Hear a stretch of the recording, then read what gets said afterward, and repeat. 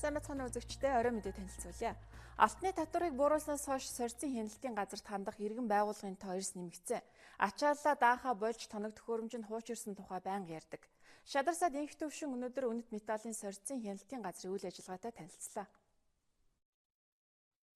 Өмнөх онд стандартчил хэмжил зүйн газрын сорьцын хяналтын газар өөрийн гэсэн шинэ байртай болсон.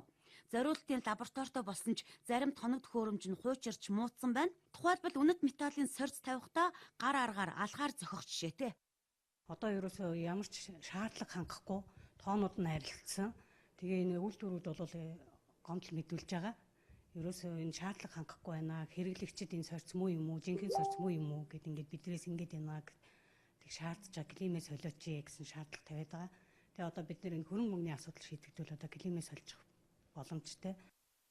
Энэ онд сорьцын хяналтын газар 17.5 тонн алт гулдмайтсан.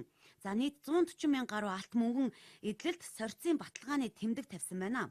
Өнөөдрийн байдлаар манай улсад 85 аж ахуй нэгж 130 гаруй алтны худалдаачид алт мөнгөн эдлэл үйлдвэрлэж байгаа. Ачаалал их байгаа тул шинээр алт хайлуулах тоног төхөөрөмж авах шаардлагатай байгаагч Шадар сайдад танилцуулж байлаа. Энэ зуух маань одоо гимтээд тэгээд энэ зуух гимтснээс гадна бусад зуухнууд маань ээлж дараалан гимтэж байгаа байхгүй. Тэгэнгүүт энэ зуухнаас нэг зуухаа нэгсэндээ сэлвгээр ашиглаад одоо ингээд нэгсэндээ хамаг юмыг ашиглаад ингээд ажиллахад хэцүү болцсон. Барыг одоо дахиад шинийг авах шахуу болж байгаа гэсэн үг. Бусдад нь эвдэрсэмнүүдийг авч тавьсараа одоо 300 нь хэвээ ажиллаж байна. Уул нь дөрвөлөө ажиллах шаардлагатай байдаг. Тэгээ нэг зуух маань ингээд гимтэлтэй болчиход одоо ингээд нэмж авах шаардлагатай тоног төхөөрөмж ажиглалтанд ингээд явагдаж байна. Энэ байгууллагын үйл ажиллагааг сайжруулж хүчин чадлыг нь нэмэгдүүлэхийн тулд санхүүгийн дэмжлэг хэрэгтэй. За энэ талаар төсөвт тусгасан гэх тайлбарыг Шадар сайд өгч байсан юм. За энэ жилийн хувьд бол тэр бум орчмын хэмнэлт гарсан юм байна гэж.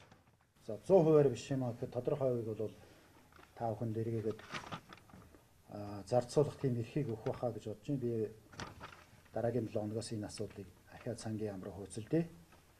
Манай их олон байгууллагуудаас ийм тавиг үлдээ танаа дээр гол нь одоо энэ асуудал гарсан шиг санаж байна. Тэгээ энийг нь яарвчлуулаа. Тэгээ тэргээрээ бас одоо юм зохицуулж болно шүү дээ.